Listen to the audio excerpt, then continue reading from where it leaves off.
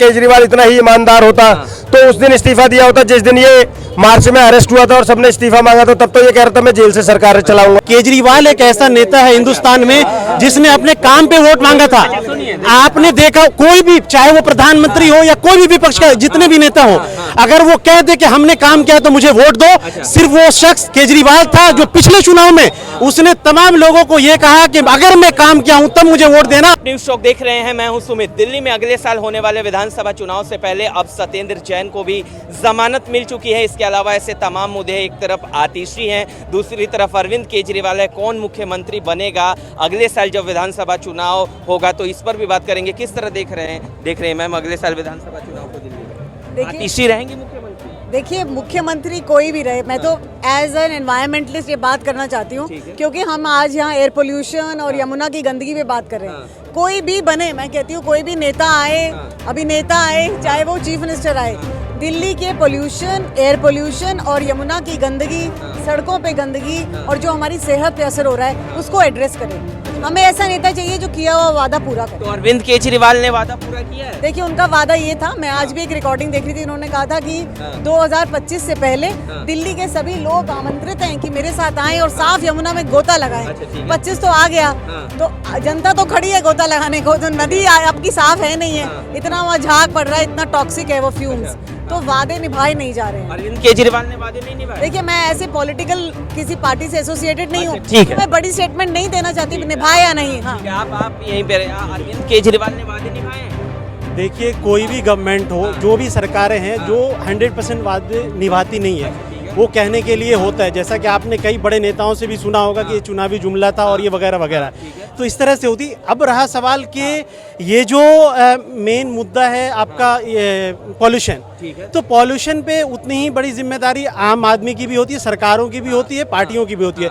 अब रहा सवाल, अगर अब यहाँ देखिए क्या है, पार्टियां नूरा कुश्ती करती है एक दूसरे पे, ब्लेमिंग का खेल हो रहा है, जबकि हमें हर वो चाहे केंद्र की सरकार हो, स्टेट की सरकार हो, ये स्टेट और केंद्र दोनों का सब्जेक्ट है। हमें मिल करके उन दोनों सरकारों को मिल करके और कोई साइंटिफिक तौर पे जिस तरीके से विदेशों में हुआ करता है, वैसे ही बड़े बड़े उस एक्सपर्टाइज को जो pollution, how to remove the pollution और how to control the pollution, तो इसके लिए बैठ करके और उनको बात करनी चाहिए, तब जाकर के ये सॉल्यूशन होगा। नूरा कस्ती करके ये क्या करते हैं, हजारों करोड़ का बजट आया जी, बजट आते तो है, जनता सुनती है, ये मधुरता लगता है, लेकिन वो बजट जाता कहाँ है, आखिर वो पैसे खर्च कहाँ होते? आपने हमेशा सुना होगा या सबने सुना कि इतने 1000 करोड़ का बजट, करोड़ों का बजट तो हमें सुनने में लगता है, लेकिन उसका यूटिलाइजेशन कहाँ है, वो यूज कहाँ पे हो रहा है, ये आम आदमी तक नहीं पता चल पाता है, कॉमन पीपल तक। आप ये किस तरह देख रहे हैं दिल्ली में जिस तरह से अब सत्येंद्र जैन को जमानत मिल गई, क्या फर्क पड़ेगा अगले साल विधानसभा चुनाव पे? सर, फर्क वरक कुछ नहीं पड़ेगा। बेचारे सत्येंद्र जैन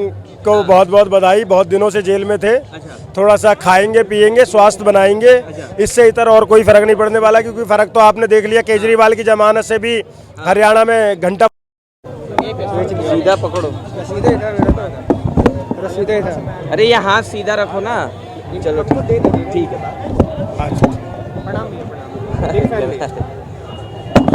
किस तरह देख रहे हैं, जिस तरह से दिल्ली में अगले साल विधानसभा चुनाव होना है, तो अब तो एक आतिशी मुख्यमंत्री हैं, अरविंद केजरीवाल है, तो रहेंगे आतिशी मुख्यमंत्री? नहीं सर, ये तो आतिशी को बिठाया ही इसलिए गया था क्योंकि 4 महीने बाद चुनाव है। अगर साल वाल तो क्या, 4 महीने बाद फरवरी में चुनाव है, सभी जानते हैं।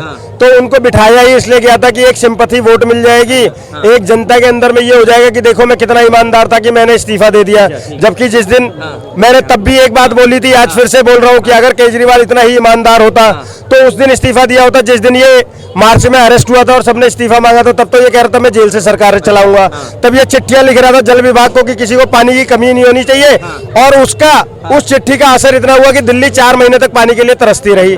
आज भी 10 साल की सरकार में जो पार्टी ये कहकर आई थी कि ना हम धर्म की राजनीति करेंगे, ना जाति की राजनीति करेंगे, ना हम कोई गंदी राजनीति नहीं करेंगे, आज वो पार्टी सबसे ज्यादा धर्म और जात की राजनीति करती है।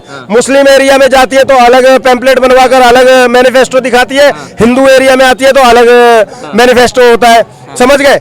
आज भी पूरी दिल्ली के अंदर में मुट्ठी भर की दिल्ली उत्तर प्रदेश के किसी जिले से कंपेयर कर लो, लेकिन वो तो कहते हैं ना कि पूरा तो सुनिए, वो ईमानदार सर, कहने से कोई ईमानदार हो जाता तो फिर क्या होता।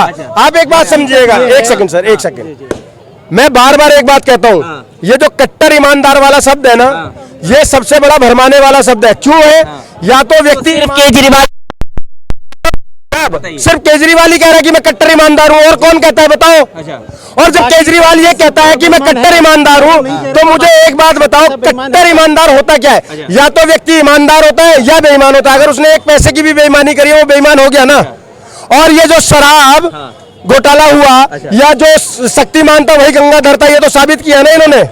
कैसे साबित किया? जो पाठशाला चला रहा था, जो बाहर जैन बाहर आ गए, अब तो सत्येंद्र जैन बाहर आ गए, मनीष सिसोदिया बाहर आ गए, सब बाहर आ गए। पत्रकार महोदय, अपनी पीड़ा को अपनी पीड़ा को थोड़ा सा कम कीजिए। पीड़ा